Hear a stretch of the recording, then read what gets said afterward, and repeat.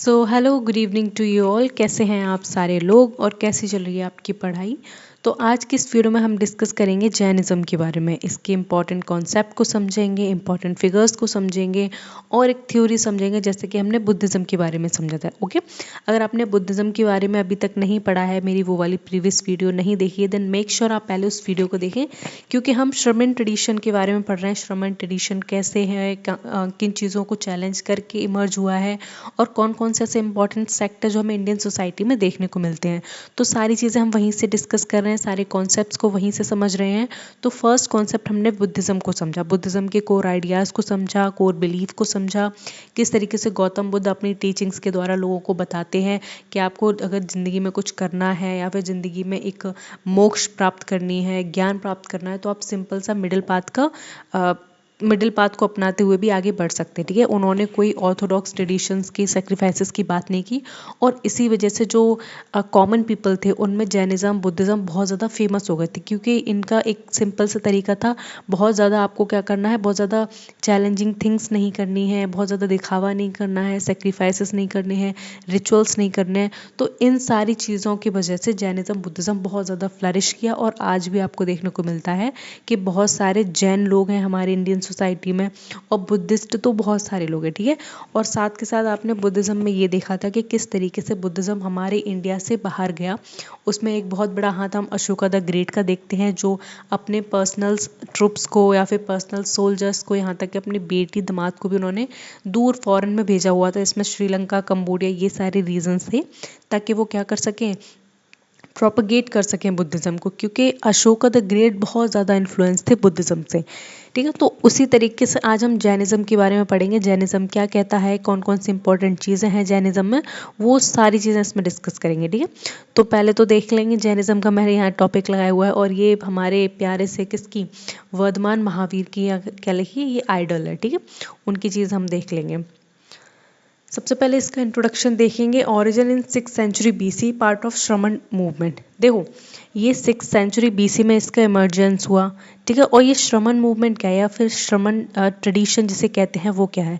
तो मैंने आपको बताया था कि इस टाइम जो ऋग्वेद था या फिर हमारे जो चारों वेद हैं, ऋग्वेद हो गया, अथर्ववेद हो गया, यजुर्वेद हो गया और सामवेद हो गया, तो इनका बहुत ज़्यादा बोलबाला था। हिंदू जो ऑर्थोडॉक्सी थी, हिंदू ट्रेडिशन था, उसमें यही सारी चीज़ों को फॉलो करते थे और बहुत बड़ा एक इंडियन पॉपुलेशन का जो सेक्ट था वो हिंदू धर्म को फॉलो करता था। लेकिन उस टाइम हिंदू धर्म की जो प्रैक्टिसेस थी वो काफ़ी रिजिड थी, लोग आसानी से कर नहीं सकते थे, कॉमन पीपल तो उसको प्रैक्टिस कर ही नहीं सकते थे। जिसमें मैंने आपको बहुत सारी चीज़ें बताई, किस तरीके से राजा राज तिलक होता था, कोरोनेशन जिसको कहते हैं, साथ में राजसूय यज्ञ होता था जिसमें बहुत बड़े बड़े दूर के महाजनपदों के राजाओं को बुलाया जाता था और उनके सामने जो राजकुमार होते थे या फिर एक पर्टिकुलर जगह के राजा होते थे, वो बताते कि आज से हमारी यहाँ इस रीजन में अथॉरिटी है और कोई हमसे हिम्मत मत कर लेना इन सब के हमसे युद्ध करने की, या फिर हम इतने पावरफुल अपनी आर्मी का प्रदर्शन किया करते थे। तो इसी सारे ट्रेडिशन में हिंदू धर्म में जब वर्ण डिवीज़न आ गया कि लोगों को उनके बेसिस पे डिवाइड कर दिया गया, कर्म के बेसिस पे, कि जो टीचिंग्स करेंगे वो ब्राह्मण कहलाएंगे, जो वार और बैटल में इन्वॉल्व रहेंगे वो लोग क्षत्रिय कहलाएंगे, और जो ट्रेडर्स और मर्चेंट बनेंगे वो किस में जाएंगे, वो वैश्यास बनेंगे, और लास्ट में हमारे शूद्र देखने को मिलते हैं जिनको ये बोला गया है कि आप सारे जो 3 वर्ड हैं अपर, उनके क्या करेंगे, सेवा करेंगे, उनको सर्व करेंगे। तो ये सारी चीज़ें हमें देखने को मिलती हैं। लेकिन सारे लोग उस टाइम, एक हिंदू क्या है, एक हिंदू बोल सकते हैं मोरल कोड ऑफ कंडक्ट है। आप अगर अपनी लाइफ को अच्छे से जीना चाहते हो, अच्छे से चलाना चाहते हो, तो आप किसी भी धर्म को अच्छे से समझिए। उसमें बताया जाती है कि किस तरीके से जीवन को जीना चाहिए या जीवन को समझना चाहिए। तो जो हिंदू धर्म था वो कॉमन पीपल के लिए बहुत ज़्यादा टफ था उसको प्रैक्टिस कर पाना, क्योंकि बहुत सारे इसमें प्रैक्टिसेस थे, सेक्रीफाइसेस थे, रिचुअल्स थे, तो ये लोग नहीं कर पाते थे। ठीक है, लेकिन ये सारे लोग क्या करते हैं, एक अल्टरनेट ढूंढ रहे थे। हम कॉमन पीपल की बात करें जहाँ पे हम जनपद और महाजनपद के रीजन में है, जो 6th century BC में फ्लरिश हुए थे। आपको मैंने बताया था किस तरीके से इंडियन ट्रेडिशन में पहले अर्ली ह्यूमन बींग्स आए, उन्होंने अपने आप को हंटर्स एंड गैदर्स बनाया, हंटिंग करते थे और साथ में मिलके क्या करते थे, फ्रूट्स कलेक्ट किया करते थे, कल्टीवेशन किया करते। उसके साथ साथ वो नेचुरल सेटिंग्स में रहते थे, नेचुरल केव्स में रहते थे। आगे चल के उन्होंने परमानेंट सेटलमेंट्स बनाने शुरू कर दिए, जिसमें वो बहुत सारे वेपन्स का यूज़ किया करते थे और उन वेपन से किसी भी चीज़ को शेप दिया करते थे, चाहे एक बहुत बड़ा पहाड़ काट के उसको केव बनाना हो या फिर जो एनिमल रिमेन्स में जो बोन रह जाती हैं उसके वेपन्स तैयार करना हो। तो ये सारी चीज़ों में ये लोग इन्वॉल्व थे। उसके बाद धीरे धीरे क्या हुआ, पूरे एक सिविलाइजेशन देखने को मिलते हैं हमें इतिहास में, जिसको हम इंडस वैली सिविलाइजेशन कहते हैं। और उसके बाद हमें महाजनपद और जनपद देखने को मिलते हैं, जो कि बहुत बड़े रीजन में फैले हुए थे। और ऋग्वेद ट्रेडिशन में हमें 16 ऐसे महाजनपद की बात मिलती है, जिसमें बहुत बड़े बड़े विशाल राजा हुए, उनकी बहुत बड़ी आर्मी होती थी और वो बहुत ज़्यादा पावरफुल होते थे। तो उन्हीं सारी चीज़ों में वो सारे राजा क्या करते थे, हिंदू धर्म को बहुत ज़्यादा मानते थे, उसको फॉलो करते थे और उसके गुणगान हर जगह किया करते थे। तो लोगों के बीच में ये सारी चीज़ें थी। फिर धीरे धीरे आइडल वर्शिप भी शुरू हो गई थी। तो लोग जब इसका पार्ट नहीं बन पाए, तो जो कॉमन पीपल थे वो एक अल्टरनेट ढूंढ रहे थे कि अगर हम हिंदू धर्म की ये सारी चीज़ें नहीं कर पाएंगे तो ऐसा तो नहीं है कि हम पापी हो जाएंगे, कि हमें वो चीज़ नहीं मिल पाएगी जो बाकी सारे लोग कर पा रहे हैं, अमीर लोग कर पा रहे हैं। तो उन सबको चैलेंज करने के लिए या उन सारी जो लोगों के डाउट्स थे उनको क्लियर करने के लिए श्रमण ट्रेडिशन उस टाइम क्या हुआ, फ्लरिश हुआ। इस ट्रेडिशन में क्या था कि छोटे छोटे सेक्ट डिवाइस हुए। सेक्ट का मतलब तो कम्युनिटीज़ हुए, जो उनके एक लीडर होते थे, जिनकी खुद की एक आइडियोलॉजी होती थी, जो लोगों को कलेक्ट किया करते थे। जैसे कि आज आप प्रेजेंट डे में देखते हो बुद्धिज़्म है, उसके आइडियाज़ कुछ और कहते हैं, और जो जैनिज़्म है उसके आइडियाज़ कुछ और कहते हैं, हिंदुज़्म के आइडिया कुछ और कैसे हैं, इस्लामिक ट्रेडिशन के आइडियाज़ कुछ और कहते हैं। उस तरीके से यहाँ से भी क्या थे, श्रमण जो मूवमेंट थे उसमें बहुत छोटे छोटे सेक्ट बटे होते, चाहे उसमें और उन्हीं सेक्ट का हिस्सा कौन थे, बुद्धिज़्म भी उसी सेक्ट का हिस्सा था, जैनिज़्म भी उसी सेक्ट का हिस्सा था, चारवाक के बारे में हम पढ़ेंगे वो भी उसी सेक्ट के हिस्सा थे, और आजीविकास के बारे में पढ़ेंगे वो भी इसी सेक्ट के प्राइमरीली हिस्से थे। तो ये सारे श्रमण थे, उसमें ये लोग नॉर्मल पीपल थे, ठीक है, आराम से बैठ के बातें किया करते कि लाइफ क्या होता है और हमें इस जीवन का, मृत्यु का, और ये जो आत्मा परमात्मा का जो पूरा खेल है इस धरती पे उसको हम कैसे समझ सकते हैं। तो कुछ लोग बताते हैं कि मेडिटेशन करो, ध्यान लगाओ, जिससे समझ में आएगा। मेडिटेशन को आप अभी भी देखते हो, बहुत लोग क्या करते हैं, इसको बहुत ज़्यादा इनकरेज करते हैं और करना भी चाहिए मेडिटेशन। आपको एक इनर पीस मिलती है और काफ़ी सारी चीज़ें समझ में आती हैं। तो इसी तरीके से हम देखेंगे 6th सेंचुरी में सारे और जितने भी सेक्ट थे और भी सारी चीज़ें थी, उनके साथ साथ जैनिज़्म का भी क्या हुआ, इमर्जेंस हुआ। And this was also a part of श्रमण ट्रेडिशन और श्रवण मूवमेंट। तो श्रमण आपको समझ में आ गया, ठीक है, सेक्ट होते थे, सेक्ट ऑफ पीपल और द कम्युनिटी। मैं यहाँ पे लिख देती हूँ सेक्ट्स, ठीक है। ऐसे बहुत सारे उनके अपने अपनी आइडियाज़ हैं, वो अपने अपनी जगह सब जा रहे हैं। अब इनके पास कोई फ़ोन तो है नहीं जो व्हाट्सअप ग्रुप पे ये लोग अपनी चैट्स, अपने आइडियोलॉजीज़ को भेज रहे हैं। अब मान लो यहाँ पे ये इंडिया का मैं थोड़ा सा मैप बना दे रही हूँ, ठीक है। यहाँ पे मगध है, यहाँ मगध का रीजन है, ठीक है, और यहाँ पे वैशाली का रीजन है। यहाँ पे एक सेक्ट आया है, ठीक है, जो बहुत ज़्यादा लोगों को कनेक्ट कर रहा है, अच्छी अच्छी बातें समझा रहा है कि किस तरीके से सोसाइटी में रहो, कैसे रहो, कैसे नहीं रहो। और यहाँ पे जो मगध वाले लोग हैं, यहाँ पे बुद्धिज़्म फैला हुआ है, ठीक है। और इन लोगों को इनकी बहुत ज़्यादा क्या नहीं है, इनकी कनेक्टिविटी नहीं है। यहाँ पे सिर्फ ट्रेडर्स जाते हैं, कभी कभी रूलर्स चले जाते हैं, और कोई नहीं जाता है। तो आपको क्या लगता है, जो बुद्धिज़्म है वो यहाँ पर बहुत ज़्यादा आ पाएगा? आ पाएगा, लेकिन कैसे आएगा? वो ट्रेडर्स के थ्रू आ सकता है, मर्चेंट्स के थ्रू आ सकता है, लेकिन ऐसा नहीं है कि दोनों लोग एक ही सोसाइटी में घुल मिल जाए इतने और आराम से एक दूसरे को व्हाट्सअप कर रहे हैं कि देखो आज हमने ये किया वो किया। तो इस तरीके से डिफरेंट डिफरेंट रीजन में बहुत डिफरेंट डिफरेंट तरीके के महान लोग हुए, जिन्होंने पूरी एक सोसाइटी को, पूरी कम्युनिटी को सही करना चाहा, सही से देखना चाहा।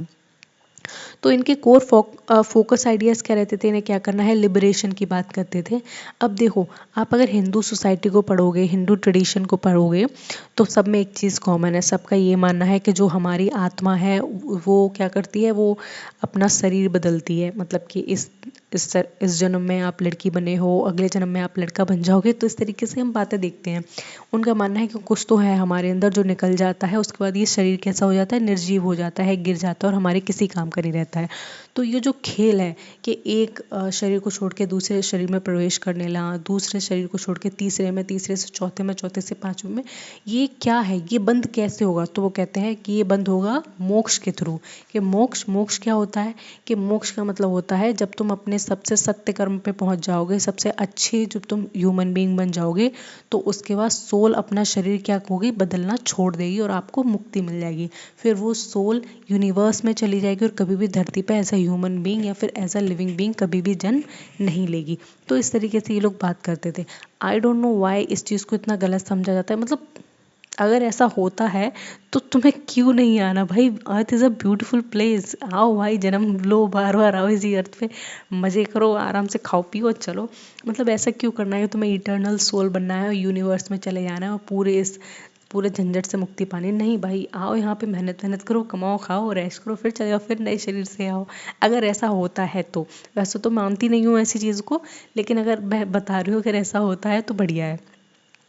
अब लोग फिर इनसे क्वेश्चन कर रहे हैं, अच्छा मोक्ष, आप मोक्ष हमें दिलाएंगे, कैसे दिलाएंगे? तो कहेंगे आप अहिंसा का रास्ता चुनिए। ठीक है, अहिंसा का मतलब सारे लोग जानते हैं, कभी किसी से लड़ाई मत करिए, द्वेष भाव मत रखिए, किसी की मारपीट नहीं, किसी का हक मत मारिए और सबका सम्मान कीजिए। ऐसी बातें अहिंसा के बारे में, मतलब अहिंसा का प्राइमरीली मतलब है मारपीट से, किसी के साथ अहिंसा मत करिए।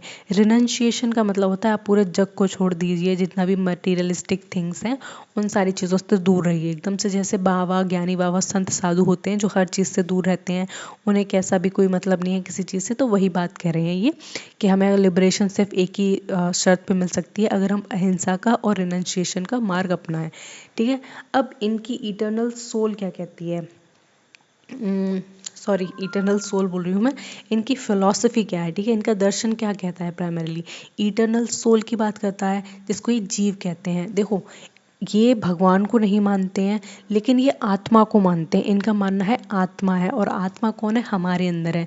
ये मनुष्य के अंदर की आत्मा को सबसे बड़ा बड़ा मानते हैं। ठीक है, इनका मानना है कि जो आत्मा हमारे अंदर है वही क्या है, सबसे बड़ी है। और दूसरा, ये मैटर की बात करते हैं। मैटर है अजीव, जीव अजीव। आपने तो वैसे भी हिंदी में थोड़ा बहुत पढ़ा होगा, सजीव और निर्जीव। सजीव जिसके अंदर जान है, मूवमेंट कर रहा है, ग्रोथ हो रही है, प्रोड्यूस कर रहे हैं। और निर्जीव कौन है? जो स्टेबल है, जो जिसकी ना ग्रोथ हो रही है और पूरी, जैसे चेयर, टेबल, कप, ग्लास, ये सारी चीज़ें हैं। तो इनका ये मानना है कि जो हमारी सोल है वो जीव है और जो मैटर है वो क्या है, अजीब है, और यही रियल है। इनका मानना है कि सिर्फ सत्य, अगर आपको जानना है कि सत्य क्या है, तो सत्य सिर्फ दो चीज़ें, जो आपको सामने दिखाई दे रही है वो, और जो तुम्हारे अंदर है वो। कितनी अच्छी बात कर रही है, ठीक है। And the salvation achieve through austerity and self discipline. और इनका मानना है जो साल्वेशन है, साल्वेशन को साधुत्व कहते हैं, जिसको मुक्ति बोल सकते हैं इस तरीके से। जो साल्वेशन है वो हमें कैसे मिल सकती है? ऑस्टेरिटी के थ्रू और सेल्फ डिसिप्लिन की। ऑस्टेरिटी का मतलब होता है आप कड़ी तपस्या करो, ठीक है, कड़ी तपस्या से, जिससे आप बहुत ज़्यादा डिसिप्लिन रहो। मतलब कोई भी आपने नियम बना लिया, कोई चीज़ बता दी, तो उस चीज़ से आप भटको मत, ठीक है, उस चीज़ को पूरा करो, उस काम को पूरा करो। देन उसके बाद ही क्या होगा, आपको मोक्ष मिल पाएगा, ठीक है। तभी आपकी सारी फुलफिलमेंट्स क्या होंगी, जो जितने भी चीज़ें आपने सोची हैं वो पूरी होंगी, ठीक है। अब यहाँ पे हम देखेंगे जो जैनिज़्म है वो रिजेक्ट क्या करता है। पहले हमने वीडियो में देखा था कि बुद्धिज़्म भी बहुत सारी चीज़ों को रिजेक्ट करता था और नई नई चीज़ों को उसके प्लेस पे बताता था। उसी तरीके से जो जैनिज़्म ट्रेडिशन है वो भी कई सारी चीज़ों को रिजेक्ट करता है और उसकी जगह पे काफ़ी ऐसी चीज़ें बताता है जो हमें फॉलो करने के लिए बोली जाती हैं, ठीक है। तो वैदिक सेक्रीफाइसेस को ये बहुत ज़्यादा चैलेंज करता है, ठीक है। ये मतलब कि जितने भी रिलीजन है, सबसे पहले तो ये हिंदू धर्म बहुत पुराना है हमारा, इन सबको चैलेंज करते हुए उभरे हैं। क्योंकि हिंदू धर्म में अभी आप देखोगे थोड़ी सी हमने क्या कर रखी है, मतलब थोड़ा सा फ्रेजाइल हो गया है या फिर फ्लेक्सिबल हो गया है। उस टाइम हिंदू धर्म बहुत रिजिड था, मतलब बहुत बहुत ज़्यादा। औरतों का प्रवेश नहीं हो सकता मंदिरों में, और जो शूद्र होते थे, छोटी जात के होते थे, वो मंदिर में नहीं घुस सकते हैं, उनकी परछाई मंदिर पे नहीं पड़ सकती है, वो कहीं मतलब कि अननेसेसरीली जा नहीं सकते हैं, जहाँ जाएंगे नज़र झुका के जाएंगे। तो उस टाइम बहुत ज़्यादा कठोर था हिंदू धर्म। लेकिन बाकी जो धर्म निकले, बाकी छोटे छोटे सेक्ट निकले, वो ऐसी कोई डिमांड ही नहीं करते थे। वो इंसान को इंसान समझते थे। उनका मानना था कि तुम इंसान हो, हम इंसान हैं, तुम्हारे अंदर खून है, हमारे अंदर खून है, हम एक जैसे हैं, ठीक है, इस तरह की बातें करते थे। तो जैनिज़्म जो निकला तो उसने वैदिक सेक्रीफाइसेस जितने भी थे उन सबको रिजेक्ट किया कि नहीं हटाओ, ये सारी चीज़ें नहीं होंगी। साथ में कास्ट का डोमिनेंस इतना था, उसको ख़त्म किया कि जो कास्ट इतनी फैला रखी है समाज में, इतनी गंदगी हो गई है कि आप मतलब लोगों को रैंक वाइज डिवाइड कर देते हो, और जो सबसे लोएस्ट रैंक है उसको बोलते हो कि सर्व करो अपर अपर रैंक्स को। ये बहुत ज़्यादा गलत बात है। अगर आप समाज में अभी भी एक सर्वे करवा लो तो सबसे ज़्यादा इंडियन पॉपुलेशन में आपको ओबीसीज और एससी एसटी वाले मिलेंगे, ठीक है। ये मेजॉरिटी पॉपुलेशन है हमारी इंडिया की, और यही मेजॉरिटी पॉपुलेशन एंशिएंट टाइम में स्लेव्स और ये शूद्र कहलाते थे। तो आप देखो इतनी बड़ी जनसंख्या को एक छोटी सी जनसंख्या ने, जिसने ब्राह्मण्स कहते थे, माइंड सेट से अपने दिमाग से लोगों को गुलाम बनाया था। तो ये होता है भाई एजुकेशन की पावर। तुम किसी को कन्विंस कर सकते हो ये किसी भी काम करने के लिए, ठीक है। तो इन सारे डिनोमिनेशन के अपोजिशन में और चैलेंज में क्या निकला था, हमारा जैनिज्म निकला था and the created God concept, ठीक है। तो ये सारी चीज़ों के बारे में हम इसमें देखते हैं। ये तो इसका ओवरव्यू है, लेकिन हम डिटेल में स्टडीज़ की आगे करेंगे। इसका सबसे पहले हम हिस्टोरिकल बैकग्राउंड देखेंगे। क्या इसका हिस्टोरिकल बैकग्राउंड है? Second urbanisation period 600 BC onwards. तो इसका जो सेकेंड अर्बनाइजेशन पीरियड था वो शुरू होता है 600 BC के ऑनवर्ड से। तो वो फर्स्ट अर्बनाइजेशन पीरियड क्या है, सेकेंड अर्बनाइजेशन पीरियड क्या है, तो वो समझेंगे। जब इंडस वैली सिविलाइजेशन थी तो वो एडवांस सिविलाइजेशन थी, तो हम उसको फर्स्ट अर्बनाइजेशन पीरियड कहते हैं कि लोग इतने एडवांस हो गए थे कि उन्होंने समझ लिया था किस तरीके से चीज़ें होती हैं, किस तरीके से पर्टिकुलर हम किसी भी लैंड मास को डिवाइड कर सकते हैं, उसके आसपास हम स्ट्रक्चर बना सकते हैं, पब्लिक बिल्डिंग्स अलग होनी चाहिए और जो एडमिनिस्ट्रेटिव बिल्डिंग्स हैं वो अलग होनी चाहिए। तो ये सारी चीज़ें देख के हमें फीचर्स देख के पता लगता है कि वो लोग बहुत ज़्यादा पढ़े लिखे थे, बहुत ज़्यादा इन चीज़ों को मानते थे और जानते थे। उसी के साथ जब महाजनपद का विकसित हुआ, विकास हुआ, जिसमें आप मगध के बारे में पढ़ते हो, वज्जी के बारे में पढ़ते हो और आप वैशाली के बारे में पढ़ते हो, ये सारे जो 16 बहुत बड़े बड़े महाजनपद हुए, तो ये सेकेंड अर्बनाइजेशन का पीरियड हम मानते हैं इसको। तो इसी के साथ ये सारे छोटे मोटे ट्रेडिशन, जिसको सेक्ट श्रमण मूवमेंट बोला गया है, वो इमर्ज हुए थे। बाकी डोमिनेंस में तब क्या था, हिंदू धर्म था, लेकिन छोटे मोटे और सारे धर्म निकल कर आ रहे थे। And it emerge alongside Buddhism, Ajivika and Charvaka. और इसका जो फ्लरिशमेंट था, मतलब कि जब ये जैनिज्म निकल कर आया था उस टाइम बुद्धिज्म भी चल रहा था देश में, ठीक है। आजीविका वाले भी थे और चारवाक फिलॉसफी वाले भी थे।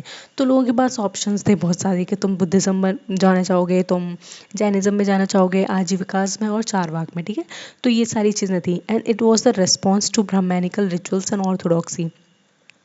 ये एक रेस्पॉन्स था बहुत बड़ा जो ब्राह्मणिकल रिचुअल्स और ऑर्थोडॉक्सी को चैलेंज करता था, ठीक है। ब्राह्मण्स ने बहुत ज़्यादा सिस्टम बेकार बना रखा था, मतलब मैं क्या बताऊं, ऋग्वेद में तो हमें इजाज़त थी कि सारे ह्यूमन बींग्स हैं और उनके काम के हिसाब से उनकी सोशल रैंक डिवाइड करो, लेकिन जो ब्राह्मण्स थे वो आगे चल के इतना ज़्यादा इन्फीरियर हो गए कि आगे चल के अगर जो छोटी जात के लोग हैं वो भी पढ़ लिख गए, बहुत ज़्यादा होशियार बन गए, तो हमारी पोजीशन खा जाएंगे, हमारे बच्चों की पोजीशन खा जाएंगे। तो उन्होंने उन सारी कास्ट को, उन सारी चीज़ों को क्या बना दिया, बर्थ बेस्ड बना दिया। मतलब अब कास्ट में ऐसा कुछ नहीं होगा कि आप अगर अच्छा काम करते हो तो टीचर होगे, नहीं, तुम किस कास्ट में जन्मे हो तुम्हारी कास्ट मरने तक वही रहेगी। तो इस तरीके की जब सोच आ गई तो हर कोई मतलब गाली ही देगा उस चीज़ को, ठीक है, क्वेश्चन करेगा। ऐसा नहीं है कि समाज में अगर एक लोग गलत बोल रहा है तो 10 लोग उसको चुप होकर सुनेंगे। भाई सबके अंदर बुद्धि है, सब खाना खाते हैं, सब क्वेश्चन करना जानते हैं। और जो ऑर्थोडॉक्सी ब्राह्मण से, मतलब कंजर्वेटिज्म ब्राह्मण था, वो ब्राह्मणिकल सिचुएशन, ब्राह्मणिकल रिचुअल्स थे, उसको बहुत ज़्यादा क्या किया उन्होंने, अपोज किया। सोशल इनइक्वालिटी बहुत ज़्यादा थी क्योंकि वर्ण सिस्टम तब लागू होता था कि तुम वैश्य हो तो हम शूद्र हैं, तुम ब्राह्मण सो। शूद्र को तो बहुत ज़्यादा बेकार तरीके से रखा जाता है, ना उनको बोलना है ना उनको कुछ करना है, ठीक है। उन्हें खाना पीना मिल गया, दूसरों की मजदूरी करके, यही बहुत होता था। तो और यहाँ पे विमेंस को भी इक्वालिटी नहीं थी, ठीक है। अगर हम यहाँ पे in terms of man and women करें तो विमेंस को भी यहाँ बहुत ज़्यादा इक्वालिटी नहीं थी, हाँ आते आते, क्योंकि आप ऋग्वेदिक पीरियड में देखते हो वहाँ इक्वालिटी है, लेकिन यहाँ पर नहीं है बिल्कुल भी। And the geographical spread Magadh, Bihar and later Karnataka and Gujarat. आगे चल के ये कर्नाटक और गुजरात के रीजन में फैल गया, लेकिन जो शुरुआत इसकी हुई थी वो मगध से और बिहार से हुई थी, ठीक है। देखो यहाँ पे मगध है, मगध, और यहीं पे बिहार है, तो इस रीजन में ही फैला हुआ था जैनिज्म, और आगे चल चल के यहाँ इस रीजन में भी फैल गया। अब यहाँ से यहाँ कैसा है, उसके पीछे एक बहुत इंपॉर्टेंट और इंटरेस्टिंग कहानी है, वो मैं आपको आगे बताऊंगी, ठीक है। तो यहाँ तक आपने सारी चीज़ें समझ ली हैं, ठीक है, सारी चीज़ समझ में आ रही है, कोई ऐसी चीज़ नहीं है जो आप ना समझ पाओ या आप बहुत ज़्यादा टेक्निकल है, ऐसा कुछ नहीं है। अब यहाँ पे हम तीर्थंकर देखेंगे। जैनिज़्म में ना एक टीचर्स का कॉन्सेप्ट है। जब हम किसी धर्म को स्टार्ट करते हैं या फिर हम कोई एक इंस्टीट्यूशन को स्टार्ट करते हैं, उसका हेड होता है ना, जिसने उसको बनाया है। देन उसके बाद क्या होता है, उसको नीचे असिस्टेंट होता है उसका, फिर असिस्टेंट के नीचे काउंसलर होता है, काउंसलर के नीचे टीचर्स होते हैं। तो इस तरीके से एक हायरार्की होती है कि पहले ये हेड है, फिर उनसे छोटे, उनसे छोटे, उनसे छोटे। जब लोग की डेथ हो जाती है तो उनका रिप्लेसमेंट होता जाता है कि जो हमारे पहले सर थे उनका बेटा मालिक बन गए और बेटे का बेटा मालिक बन गए। लेकिन पहले जब धर्म है, धर्म में तो ऐसी कोई चीज़ होती नहीं थी कि हम धार्मिक है तो हमारा बेटा भी धार्मिक हो, क्योंकि अगर तुम सोशल ट्रेडिशन की वजह से या फिर तुम हिंदू या फिर ब्राह्मणिकल ट्रेडिशन की वजह से दूसरा सेक्ट बना रहे हो, तो आप में और उसमें अंतर क्या रह जाएगा। जब आप भी ये कर रहे हो कि आपका बेटा आगे चल के कमान संभाल रहा है और बेटे का बेटा कर रहा है, क्योंकि ये सेम काम तो हिंदुज़म में भी हो रहा था, हिंदुज़म में तो सेम प्रैक्टिस हो रही थी। तो लोगों को आपने नया क्या दिया, लोगों ने नया ये दिया इन धर्मों ने कि जो भी बहुत ज़्यादा योग्य होगा, समझदार होगा, वो आगे जाके टीचर बनेगा इसी सेक्ट का। तो आपको ये पता होना चाहिए कि तीर्थंकर किसे कहते हैं। तीर्थंकर स्पिरिचुअल टीचर्स को कहते हैं, जो पूरी जैनिज़्म की टीचिंग जानता था, जैनिज़्म के रूल्स जानता था और जैनिज़्म के बारे में हर और चीज़ को स्प्रेड करता था और सरमन्स दिया करता था। सरमन्स का मतलब होता है उपदेश देना, जिसको पेड़ के नीचे बैठ गए, कहीं भी बैठ गए, पूरे गांव के लोग इकट्ठे हो गए और उन सबको प्रवचन दे रहे हैं और वो सब आपको कान लगा के मस्त सुन रहे हैं कि हाँ गुरुजी आए हैं। तो यहाँ पे हम देखते हैं कि जो बुद्धिज़्म था, सॉरी, जो जैनिज़्म था, उसमें टोटल हमें 24 तीर्थंकर देखने को मिलते हैं। 24 इंपॉर्टेंट टीचर्स हमें यहाँ पे मिलते हैं, जिनको हम स्पिरिचुअल टीचर्स कहते हैं। जो आत्मा, बुद्धि और जीव अजीब ऐसी बात करते हैं ना, उनको स्पिरिचुअल टीचर्स कहते हैं। ठीक है, जो स्पिरिचुअल लोग होते हैं, मतलब उनके पास बैठ जाओगे ना तो तुम्हारे दिमाग से सारी चीज़ें जाएंगी, क्योंकि ये अलग दुनिया की बात करते हैं। इसमें जो फर्स्ट थे उनका नाम था ऋषभदेव, जिसको हम आदिनाथ के नाम से भी जानते हैं। तो इनका नाम आप प्लीज़ याद रखना कि जो पहले तीर्थंकर थे हमारे जैनिज़्म में, उनका नाम क्या था, ऋषभदेव था। और इसके 23वें तीर्थंकर थे, उनका नाम था पार्श्वनाथ, इंट्रोड्यूस 4 वोज।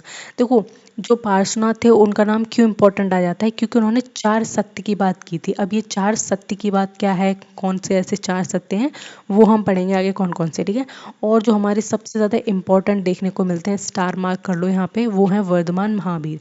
ठीक है, इन्होंने जो 4 सत्य थे उसमें 5वां सत्य जोड़ दिया, ब्रह्मचर्य का। ब्रह्मचर्य जीवन आप सब जानते हो कैसा होता है। ठीक है, शादी वादी नहीं करनी होती है यहाँ ब्रह्मचर्य जीवन में, और गृहस्थ जीवन से एकदम से दूर रहना होता है, और बहुत ज़्यादा मस्त जीप चटोरी वाली नहीं चलती है, एकदम से आपको कैसा रहना पड़ता है, बहुत ज़्यादा सिंपल ऑस्टेरिटी की लाइफ जीनी पड़ती है। अब देखो यहाँ पे ना कुछ सिंबल्स के बारे में आपसे कभी एग्जाम में पूछ लिया जाता है। जो पार्श्वनाथ का सिंबल है वो स्नेक का सिंबल है, और महावीरा को लाइन के सिंबल से रिप्रेजेंट किया जाता है। ठीक है, ये चीज़ आप थोड़ी सी याद रखना।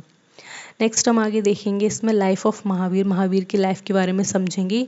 ही was born in 540 BC in Kundgaon, Vaishali. तो देखो, ये वैशाली के बारे में मैंने आपको अभी थोड़ी देर पहले बताया था कि इस तरीके से 16 महाजनपद हुए, बहुत बड़े बड़े, जो पूरे भारत में फैले हुए थे। उनमें से एक बहुत इंपॉर्टेंट था वैशाली।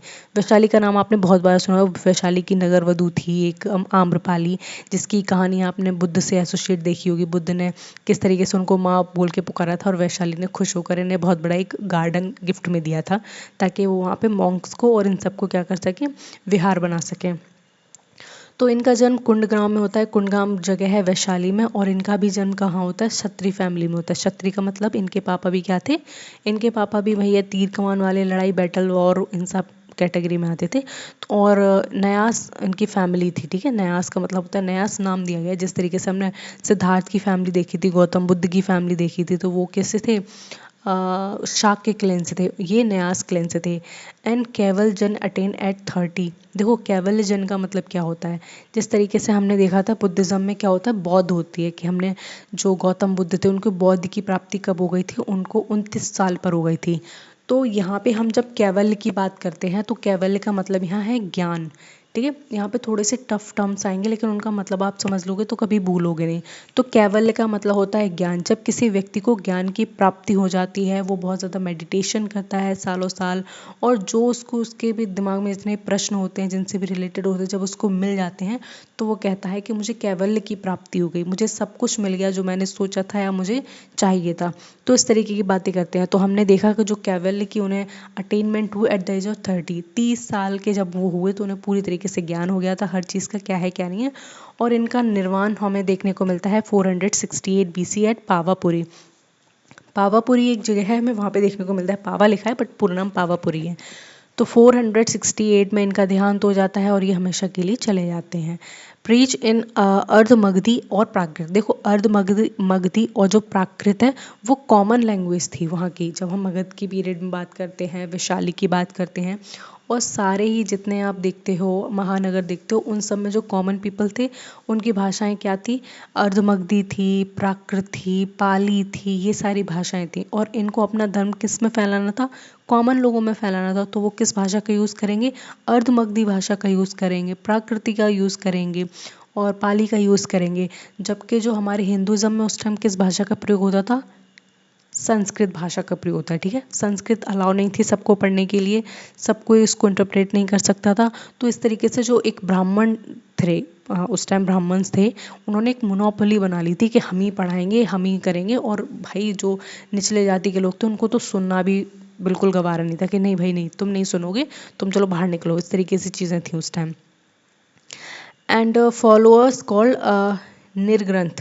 देखो इनके जो फॉलोअर्स थे उनको हम निर्ग्रंथ कहते हैं। निर्ग्रंथ समझ में आ रहा है? इनके फॉलोअर्स को, जैसे कि हमने गौतम बुद्ध के फॉलोअर्स को क्या बोला था? मॉन्क बोला था। और इनके फॉलोअर्स को हम बोलेंगे निर्ग्रंथ। ठीक है, नेक्स्ट हम इसमें देखेंगे कोर टीचिंग्स के बारे में कि इनकी कौन कौन सी फिलॉसफी क्या कहती है, कौन कौन सी टीचिंग इनकी क्या बात करती है, वो सब जानेंगे। तो यहाँ पे हमने इनकी इंपॉर्टेंट टीचिंग्स यहाँ पे देखेंगे कि कौन कौन सी इंपॉर्टेंट टीचिंग्स हैं और उन सारी चीज़ को हम डिटेल में डिस्कस करेंगे। तो मैंने आपको बताया था कि ये 5 वोज की बात करते हैं जिनको हम महाव्रत कहते हैं।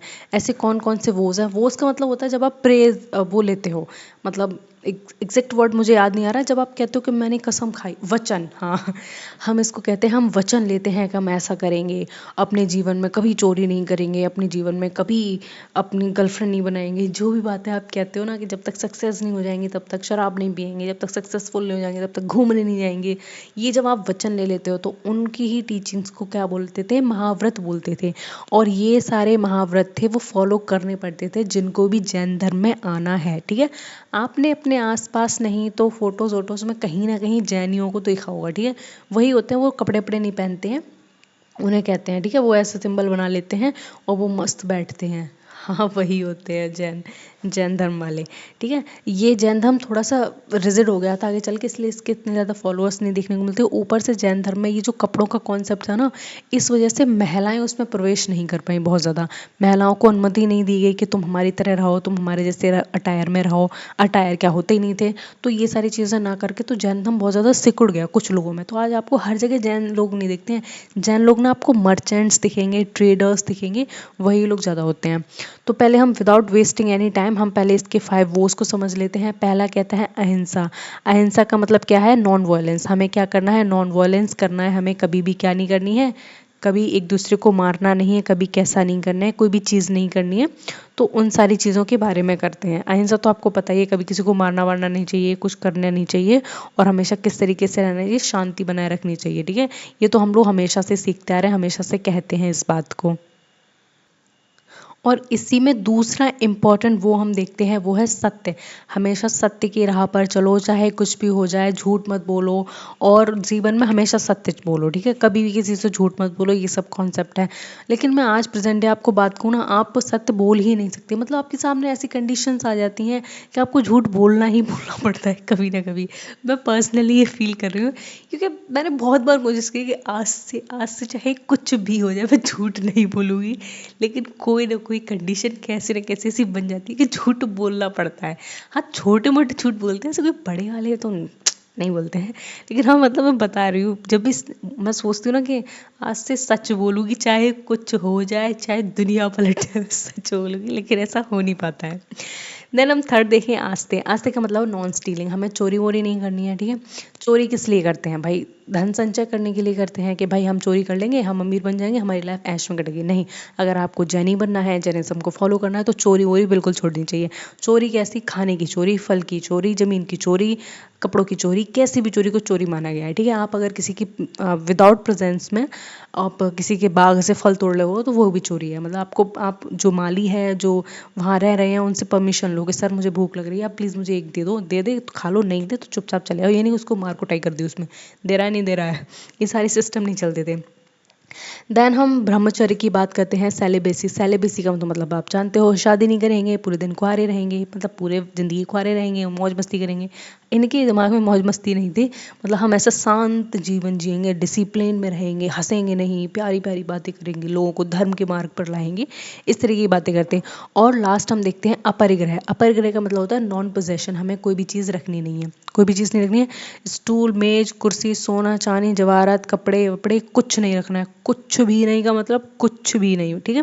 नॉन पोजेशन की बात करते हैं। आज आप पढ़ रहे हो, कल भी पढ़ोगे, नौकरी पाओगे, तो आपके ख्वाब होंगे, ये करेंगे वो करेंगे, मेरे पास ये होगा, गाड़ी होगी, वो होगी। तो ये कहते हैं अगर तुम ऐसे रहोगे तो तुम्हें मोक्ष जिंदगी में नहीं मिल पाएगा, ठीक है।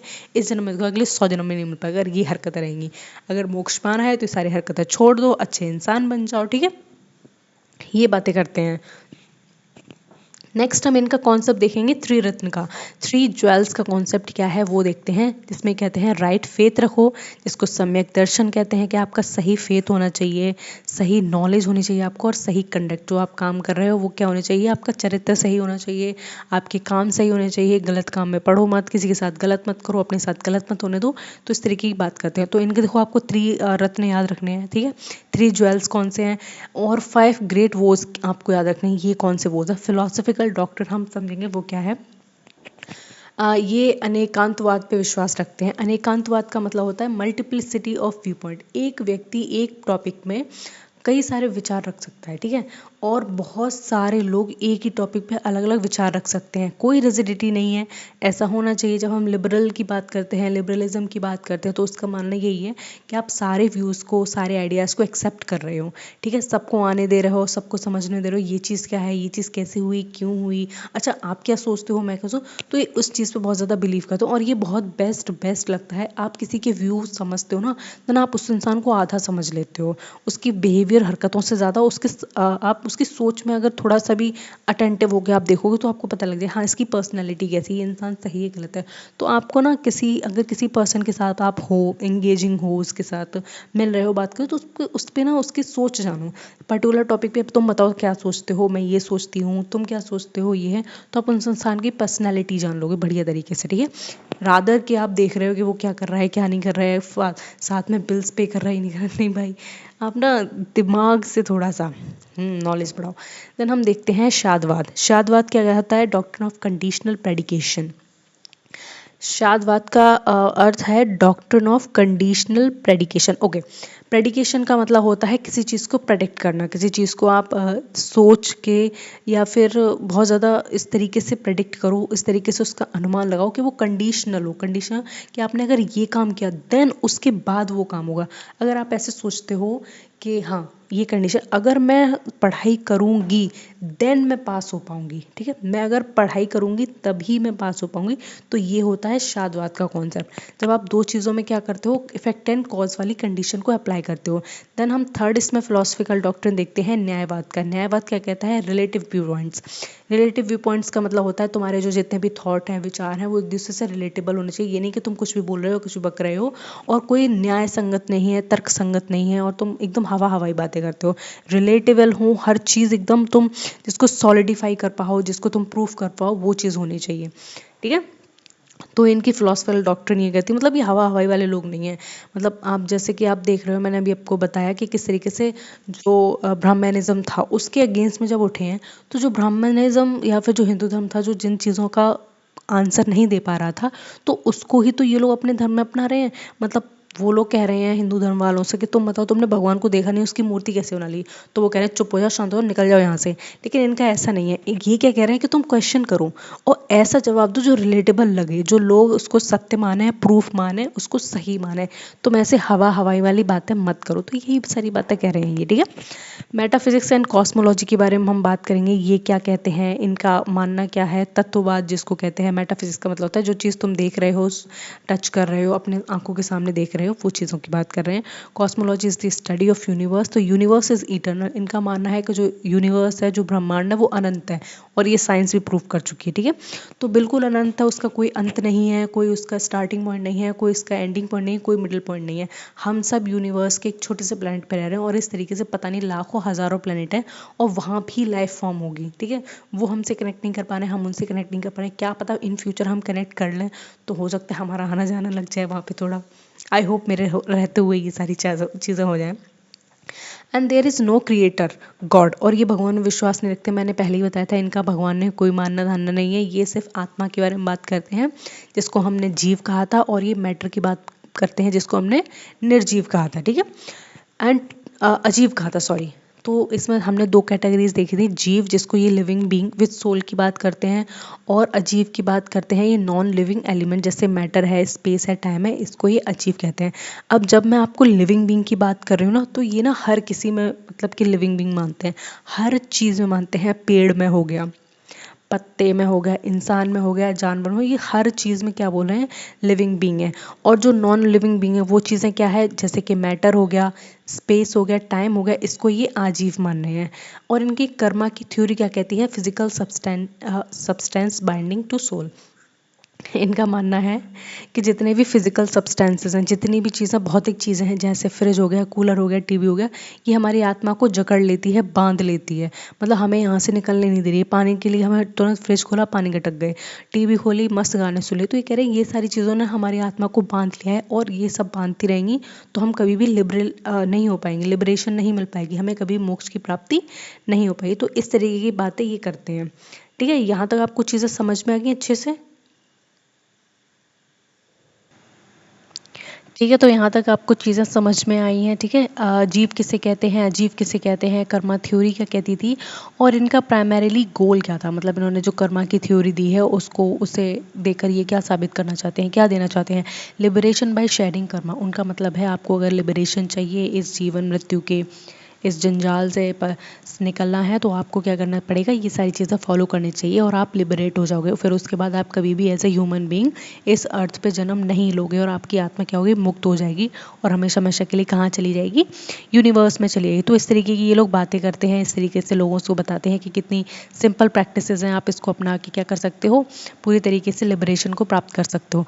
अब हम जैन सेक्ट की बात करेंगे। सेक्ट का मतलब होता है डिवीजन, जब एक यहाँ पे एक स्ट्रक्चर है, ठीक है, उसमें दो जब पार्ट्स हो जाते हैं तो उसको दो सेक्ट्स में बढ़ जाता है, ये ए पार्ट हो गया और ये बी पार्ट हो गया। ठीक है, तो यहाँ पे भी क्या हुआ था कि जब वर्धमान महावीर की डेथ हो गई थी, जो उनके फॉलोअर्स थे, तो उन्होंने क्या हो गया था, उनमें दो पार्ट्स में डिवाइड हो गए थे, लड़ाई हो गई थी इन लोगों में। ठीक है, जो ए पार्ट के टीम लीडर थे और बी पार्ट के टीम लीडर थे, उनके जो फॉलोअर्स थे वो अलग प्रैक्टिसेस करने लगे, और जो बी पार्ट के लीडर्स थे उनके फॉलोअर्स क्या हो गए, अलग प्रैक्टिसेस करने लगे। तो ये सारी चीज़ें हमें इसमें देखने को मिलती है, कौन कौन से सेक्ट थे, उनकी कौन कौन सी चीज़ें उन्होंने अपनाई, और ये क्यों बटे, ये सारी चीज़ें हम डिस्कस करेंगे अभी। तो जब ये दो सेक्ट में डिवाइड हो गए तो इनकी टीचिंग्स भी डिवाइड हो गई, इनके रहन सहन का तरीका भी डिवाइड हो गया, और इनके अटायर्स भी चेंज हो गए। कुछ लोग थे जो वाइट क्लॉथ को अपनाने लगे, पहनने लगे, और कुछ ऐसे लोग थे जिन्होंने सब कुछ खत्म कर दिया था, मतलब डिस्कार्ड कर दिया था। ठीक है, ये हुआ कैसे, कैसे नहीं हुआ, ये हम बात करेंगे इसमें। तो इसमें जो दो सेक्ट थे वो कौन कौन से थे, एक थे दिगंबरा और एक थे श्वेतांबरा। अब श्वेत से आप समझ लेना, श्वेत मतलब होता है सफ़ेद, जिन लोगों ने सफ़ेद कपड़ा पहना, जिन्होंने अपने आप को पूरा एक सफ़ेद बड़ी सी शॉल में लपेट के रखा, उनको कहते हैं हम श्वेतांबरा। और दिगंबरास उनको कहते हैं जो लोग क्या होते हैं, जो बिल्कुल न्यूड रहते हैं, नेकेड रहते हैं एकदम से। तो अब मैं आपको ना इसके पीछे छोटी सी स्टोरी सुनाती हूँ, तो वो उसको ध्यान से समझना। देखो, हिस्ट्री में कुछ मेंशन हुआ है इस चीज़ का कि जो हम इस सेंचुरी की बात कर रहे हैं, 6th-5th सेंचुरी की, तो यहाँ टाइम नॉर्थ इंडिया में बहुत बड़ा अकाल पड़ा था, मतलब फैमाइन जिसको कहते हैं, फूड की बहुत ज़्यादा शॉर्टेज हो गई थी।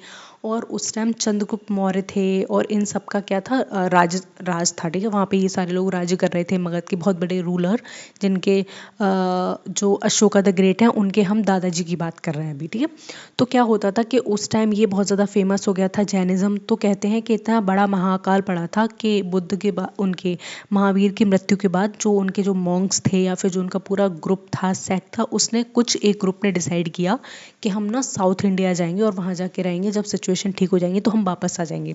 तो उन्होंने कहा चलो ठीक है, बढ़िया बात है। तो उसमें से एक ग्रुप था जिसके लीडर थे भद्रबाहु। ठीक है, उनके साथ मिलके एक बहुत बड़ा सेक्ट था, वो कहाँ चला गया, कर्नाटका साइड चला गया था, और इस पूरे रीजन में फिर यहीं से फैल गया क्या, जैनिज्म। अगर आप जैनियों की बात करेंगे जो प्राइमरीली रहते हैं तो वो साउथ इंडिया में रहते हैं, और इस तरीके से यहाँ साउथ इंडिया में ये पहुँचे। ठीक है, ये चीज़ याद रहनी चाहिए। और अगर आप चंद्रगुप्त मौर्य की स्टोरी सुनेंगे तो आपको पता लगेगा चंद्रगुप्त मौर्य ने भी जैन धर्म की तरह ही अपने शरीर का त्याग किया था। उनकी नेचुरल डेथ हुई थी। उन्होंने एक संलेखना एक पद्धति होती है जिसमें हम तब तक मेडिटेशन करते हैं जब तक शरीर हमारा आत्मा को ना छोड़ दे, मतलब हम जब तक मर नहीं जाते हैं ना तब तक हम मेडिटेशन करते रहते हैं। तो ये वाली विधि थी वो चंद्रगुप्त मौर्य ने अपनाई थी, क्योंकि कुछ लोग कहते हैं कि यही जो जैनी लोग थे उन्होंने इन्हें बहुत ज़्यादा सीख और सलाह दी थी कि आपको ऐसा करना पड़ेगा अगर आप अपने राज्य की खुशहाली चाहते हो। तो आप देख रहे हो एंशिएंट रूलर कितने ज़्यादा दयालु, कितने अच्छे होते थे, मतलब अपने राज्य की खुशहाली के लिए अपने प्राण त्याग दिए। तो उसको संलेखना की पद्धति कहते हैं। तो समझ में आ गया ना। तो श्वेतांबर कहाँ पर पहुँचे, श्वेतांबर वो लोग थे जो ऊपर रह गए नॉर्थ इंडिया में, दिगंबर वो लोग थे जो नीचे चले गए। ठीक है, उसमें क्या हुआ, जो दिगंबर लोग थे जो भद्रबाहु थे वो थोड़े से ना एरोगेंट और कंजर्वेटिव टाइप के थे, मतलब वो ना स्ट्रिक्ट थे एकदम पूरी तरीके से कि हम जैसा महावीर छोड़ गए हैं इस जैनिज्म को, जैन धर्म को, हम उसको वैसे ही फॉलो करेंगे, कोई इसमें चेंजेस नहीं लाएंगे, कोई हम नई चीज़ों को ऐड नहीं करेंगे, कोई पुरानी चीज़ नहीं लाएंगे। तो जो दिगंबरा थे उनके रूल्स में क्या चेंज हुआ, मॉन्क्स रिनाउंस क्लॉथ, जो मॉन्क थे वहाँ के जो फॉलोअर्स थे उन्होंने कपड़ों का पूरी तरीके से त्याग कर दिया था। And women can not attain मोक्ष डायरेक्टली, और जो विमेन्स थी इनके उनमें मोनास्ट्रीज में नहीं आ सकते। मोनास्ट्रीज उनको कहते हैं जहाँ पे ये लोग सारे रहते हैं। ठीक है, और ये लोग कहाँ रहते हैं, ये नेचुरल सेटिंग्स में रहते हैं, नेचुरल केव्स में रहते हैं, नेचुरल स्ट्रक्चर में रहते हैं जो आसपास बना है, जैसे मठ वगैरह कहते हैं ना, वो उन्हीं में रहते हैं। तो जो दिगंबरा थे उन्होंने विमेन्स को मना कर दिया था कि नहीं, बिल्कुल भी नहीं, आप क्या करेंगे, आप हमारे धर्म में नहीं आ सकते, हमारे सेक्ट में नहीं आ सकते। क्यों, क्योंकि उन्हें भैया कपड़े त्याग होंगे और विमेंस को अलाउ नहीं कि वो अपने कपड़े छोड़ें। दूसरे थे श्वेतांबर। श्वेतांबर कौन से थे, वाइट क्लैड वाले थे, एंड वेयर वाइट क्लॉथ्स। ये लोग जो नॉर्थ इंडिया में जो रह गए थे ना वो लोग थे, कहते हैं कि ये वाइट क्लॉक्स पहनते थे। एंड विमेन कैन अटेन मोक्ष, और इनका मानना था कि जो औरतें थी वो भी मोक्ष की प्राप्ति कर सकते हैं। देखो हमें ना एक हिस्टोरियन ने बताया है, हमें हिस्ट्री में देखने को मिलता है, जब ये दिगंबराज जो साउथ इंडिया चले गए, जब ये वापस आए उन्होंने श्वेतांबराज को देखा तो उन्होंने अपने अपने आप को कम्प्लीटली चेंज कर रखा था। देखो महावीर ने कपड़े नहीं पहने, इनने कपड़े पहन लिए। ठीक है, महावीर ने कभी विमेंस को अलाउ नहीं किया तो इनने विमेंस को अलाउ कर दिया। महावीर ने बोला था कि आपको पोजेशन नहीं रखना है, कोई भी पोजेशन मतलब कोई भी चीज़ नहीं रखनी, इन्होंने रखनी शुरू कर दी। ठीक है, ये थोड़ी थोड़ी डोनेशंस वगैरह लैंड वगैरह इन फॉर्म ऑफ लेने लगे। तो फिर जब दिगंबराज थे जो भद्रबाहु के टीम मेंबर्स थे उनमें और इनमें पता है बहुत ज़्यादा बहस हो गई। मारा कुटी तो नहीं करते थे, अहिंसा के मार्ग पे चलते थे, लेकिन बहुत बहस हो गई उनमें। तो वो कहते हैं कि हम इतने ज़्यादा कंडीशन में रहे, हम इतने परेशान रहे, लेकिन हमने फिर भी जैनिज़्म की मतलब टीचिंग्स नहीं छोड़ी, तुम कैसे जैनी हो, ये इस तरीके की बातें कहीं और इनमें झड़प हो गई। फिर ये दोनों सेक्ट बिल्कुल अलग अलग हो गए, दिगंबरा अलग हो गए और श्वेतांबर बिल्कुल इनसे अलग हो गए। इस तरीके से हमें इनकी हिस्ट्री देखने को मिलती है। ठीक है, इंटरेस्टिंग है ना थोड़ी सी। वो तो है। फिर हमें जैन काउंसिल के बारे में देखने को मिलता है। काउंसिल का मतलब होता है मीटिंग। इन मीटिंग्स में क्या होता था, एक राजा होता था जो इनको प्रेसिडेंट करता था या फिर कोई भी इनकी जो फंड करता था, और उन काउंसिल में कंपाइलेशन होता था मोस्टली बुक्स का, लिटरेचर का, बुक्स का, इन सब का कंपाइलेशन किया जाता था। तो हम इसमें फर्स्ट काउंसिल देखते हैं जो कि पाटलिपुत्र में हुई थी 3rd सेंचुरी में, और सेकेंड काउंसिल हुई थी वल्लभी 6th सेंचुरी CE में। इसमें क्या हुआ था, कंपाइलेशन ऑफ कॉनिकल टेक्स्ट अगामा। इनके जितने भी टेक्स्ट हैं उनको अगामा कहते हैं। उसी तरीके से बुद्धिज्म के जितने टेक्स्ट हैं उनको हम सूत्र कहते हैं। इसमें 3 सूत्र के बारे में पढ़ा था, सूत पिटक, विनय पिटक, अभिधम्म पिटक। ठीक है ना, वो हम चीज़ें हमने पढ़ी हुई थी। लेकिन जो जैनियों के टेक्सेस हैं उनको हम अगामा कहते हैं। जैन के लिटरेचर को अगर हम देखें तो अगामा मतलब कॉनिकल टेक्स्ट हैं। लैंग्वेजेस की अगेन वही है, अर्धमगधी, प्राकृत और टेक्स्ट कितने हैं, 12 अंग हैं इसके। ठीक है, नॉन कॉनिकल कमेंट्रीज हैं जिसमें निरुक्तिज हैं, चरनीज है, ये अलग चीज़ है, वो इनसे रिलेटेड नहीं है, क्योंकि जब ये किसी के लिटरेचर, ये किसी के बारे में लिख रहे हैं, सोसाइटी के बारे में लिख रहे हैं, मॉन्क रूल्स के बारे में लिख रहे हैं, तो और भी सारे लोग थे जो इनके बारे में, इनकी लाइफ के बारे में लिखते थे, वो भी हमें पता लगते हैं अलग से चीज़ों में। और ऊपर से जो फॉरेन ट्रैवलर्स थे उनके अकाउंट हम पढ़ते हैं तब भी इनका मेंशन कहीं ना कहीं हमें दिख जाता है, तो वो चीज़ों को हम अच्छे से देखते हैं, पढ़ते हैं, समझते हैं। पैट्रोनेज और स्प्रेड की बात करेंगे, कौन कौन से ऐसे रूलर रहे हैं जिन्होंने इनको संरक्षित किया, जिन्होंने अपने राज्य में इनको फैलाने दिया है, उनको डोनेशंस दिए, उनको घर दिए और ये सब चीज़ें करने के लिए दी। ठीक है, तो सबसे पहले हमें पैट्रोनेज चंद्रगुप्त मौर्य बनते हैं जो पहले जैनी बन गए थे। ठीक है, चंद्रगुप्त मौर्य बहुत बड़ा नाम आ जाता है, माइग्रेटेड टू श्रवणबेलगोला। श्रवणबेलगोला की जो गुफाएं हैं वो कर्नाटका में पाई जाती हैं और चंद्रगुप्त मौर्य ने वहीं पर जाके संलेखना किया था जिससे उनकी मृत्यु हो गई थी। बाद में बिंदुसार थे उनके बेटे राजगद्दी पे बैठे थे। कहाँ की? मगध पे। मगध कहाँ था? बिहार में था। और ये हम बात कहाँ की कर रहे हैं? श्रवण बेलगोला की, जो कहाँ है? कर्नाटक में। तो आप बिहार से कर्नाटका का डिस्टेंस देखो कितना है।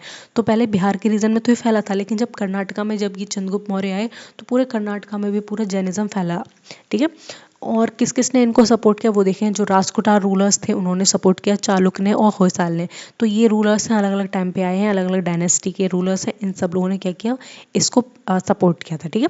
डिक्लाइन देखते हैं नॉर्थ इंडिया में, survival in Karnataka and Gujarat. इनका डिक्लाइन हो जाता है पूरी तरीके से नॉर्थ इंडिया में, क्योंकि ब्राह्मणिज्म जो होता है फिर से बहुत बड़ी पकड़ ले लेता है एकदम। और ऊपर से इसकी टीचिंग्स बहुत रिजिड होती है। मतलब कि अगर आप जैन धर्म के बारे में थोड़ा भी कुछ जानते हो तो मैंने सुना है, मतलब सुना क्या है, मैंने जाना है जो जैनी लोग हैं उनसे, ये लोग रूट्स को नहीं खाते हैं। मतलब ये प्याज लहसुन नहीं खाते हैं, आलू नहीं खाते हैं, गाजर नहीं खाते हैं, मूली नहीं खाते हैं, जो ज़मीन के अंदर चीज़ें होती हैं वो नहीं खाते हैं।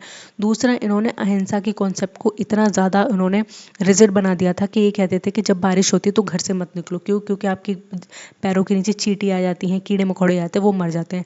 मतलब बहुत ज़्यादा कठोर अहिंसा की उन्होंने बात की थी। मतलब तुम अहिंसा किसी प्रकार की मत करो, मतलब प्लांट्स भी मत खाओ, भाई उन्हें भी चोट लगती है। जब ये ऐसी बातें करते हैं तो लोग ना थोड़े से पागल हो गए थे। मतलब लोगों का ये है कि यार तुम कैसी बातें कर रहे हो, हम क्या नहीं खाएंगे। तो ये बहुत ज़्यादा डिसिप्लिन की बात करते हैं। उसी तरीके से जो बुद्धिज़्म था वो थोड़ा सा लिबरल था, तो लोग उसकी तरफ ज़्यादा भाग रहे थे। और धीरे धीरे इसका डिक्लाइनेशन देखने को हमें मिलता है। तो नॉर्थ इंडिया में इसका डिक्लाइनेशन हो गया था। ऊपर से कर्नाटका और गुजरात में ये बहुत ज़्यादा फ्लरिश किया। आप अगर गुजरात में जाओगे तो बहुत सारे जैन लोगों को देखोगे, कर्नाटका रीजन में बहुत ज़्यादा देखो। और ये ट्रेडर्स होते हैं ना, जितने भी बड़े बड़े साहूकार होते हैं या फिर बड़े बड़े बिल्डर्स होते हैं, मर्चेंट्स होते हैं, ये लोग जैन मिलेंगे आपको। ठीक है। तो ये एक हमें एक पैटर्न देखने को मिलता है। तो वो कहाँ से आया वो भी आपको पता होनी चाहिए। अब इनका आर्ट एंड आर्किटेक्चर देखेंगे, क्या क्या बना के गए हैं बढ़िया बढ़िया सा, वो सारी चीज़ों को हम समझेंगे। तो सबसे पहले हम जैन टेम्पल की बात करेंगे। दिलवाड़ा माउंट आबू में बना है, श्रवण बेलगोला। ठीक है। तो ये आपको पता होना चाहिए, जैन का बहुत बड़ा मंदिर बना हुआ है इस तरीके का। तो उसकी पिक्चर मैंने आपको ऊपर लगाई है, वो देख लेना। एंड फेमस स्टैचू इनका गोमतेश्वर है, बाहुबली का स्टैचू देखो ये लगे हुए हैं। अब ये हमने किसका स्टैचू बनाया है? ये हमने बनाया है जैन का। ठीक है। मतलब महावीर, वर्धमान महावीर का हमने क्या बनाया है? स्टैचू बनाया है। और ये बहुत बड़ा स्टैचू है, 57 फीट टॉल, कर्नाटका में है और ये बना हुआ है। ठीक है। इसको गोमतेश्वर का स्टैचू कहते हैं। इसमें देखो ये पूरे न्यूड खड़े हैं, मतलब उन्होंने कुछ भी नहीं पहना हुआ है, सब दिख रहा है, मतलब सॉरी वो मतलब ये न्यूड खड़े हुए हैं। और इनकी यही फॉलोइंग थी कि तुम्हें कपड़े क्यों पहने, भाई भगवान ने जिस फॉर्म में तुम्हें बनाया है वैसे रहो। वैसे सही कहते हैं, मतलब ये कपड़े तो हमने बना लिए, अगर नहीं बना पाते होती, डिस्कवरी नहीं होती थी, हमने धागा नहीं बना पाया, भाई नंगे घूम रहे होते सारे के सारे सब, और हमें अजीब भी नहीं लगता। ठीक है। और हमें इनके केव टेम्पल्स देखने को मिलते हैं, जो कि कहाँ मिलते हैं? हमें एलोरा में मिलते हैं, जो कि जैन केव्स हैं। केव्स में जानते हो ना, गुफाएं जिन्हें हम कहते हैं, उनमें ये लोग रहते थे। क्योंकि पहले इतना ज़्यादा आर्ट एंड आर्किटेक्चर डेवलप नहीं था कि बड़ी बड़ी बिल्डिंग्स बनाए, बड़े बड़े अपनी जगह बनाए वहाँ पे रखें। तो ये लोग केव्स वगैरह में रहते थे। इनका कॉन्ट्रीब्यूशन टू इंडियन कल्चर देखते हैं। इंडियन कल्चर में इनका क्या कॉन्ट्रीब्यूशन रहा है, कौन सी कैसी प्यारी प्यारी बातें करते हैं। तो इनका इथिकल प्रैक्टिसेस बहुत ज़्यादा हमें मायने रखती हैं, जिसमें ये वेजिटेरियनिज्म को बहुत ज़्यादा फॉलो करते हैं। ये कहते हैं कि मांस मच्छी मत खाओ, किसी जानवर को मत खाओ, किसी का शिकार मत करो, किसी को ज़बरदस्ती उठा के मत लाओ। तो ये सारी ये बातें करते हैं और अहिंसा की बात करते हैं। अभी मैंने बताया था कि अहिंसा को ही बहुत ज़्यादा ऊपर सर्वोपरि मानते हैं। किसी भी फॉर्म में तुम अहिंसा मत करो, किसी भी फॉर्म में तुम इंसान को परेशान मत करो, जो भी जीव है उसको परेशान मत करो। और ये जो अंडरग्राउंड वेजिटेबल्स हैं उनको खाने के लिए इसलिए मना करते हैं क्योंकि जो अंडरग्राउंड वेजिटेबल्स होती हैं जब वो ग्रोथ करती हैं तो वो अपने साथ साथ कई सारे कीड़े मकोड़ों को भी मार देती हैं। और कभी कभी ये सोचते हैं कि जो अंडरग्राउंड फूड है या अंडरग्राउंड जो भी चीज़ें रूट्स हैं वो किसके लिए, वो उन लोगों के लिए, तो तुम उनका हक मत मारो। तो इस तरीके की बातें करते हैं। इथिकल प्रैक्टिसेस होता है ना, मोरल वैल्यूज सिखाते हैं ये। एंड फिलॉसफी इन्फ्लुएंस गांधी, और इनकी फिलॉसफी को बहुत ज़्यादा गांधी जी ने गांधी जी इन्फ्लुएंस हुए थे इनकी फिलॉसफी से। ठीक है। जो आप गांधी का अहिंसा का कॉन्सेप्ट पढ़ते हो, नॉन वायलेंस का कॉन्सेप्ट पढ़ते हो, तो वो कहाँ से इन्फ्लुएंस हुए थे गांधी जी? यहीं से इन्फ्लुएंस हुए थे हमारे प्यारे से वर्धमान महावीर से। ठीक है। Impact on art literature language पे हमें देखने को मिलता है किस तरीके से विविडली एक कॉमन लैंग्वेज को थ्रू आउट यूज़ किया था, वो प्राकृत हो चाहे वो पाली लैंग्वेज हो, तो उसी की हम बात करते हैं। क्योंकि इनके जो सरमन्स होते थे वो लोकल लैंग्वेज में होते हैं ताकि हर कोई समझ ले।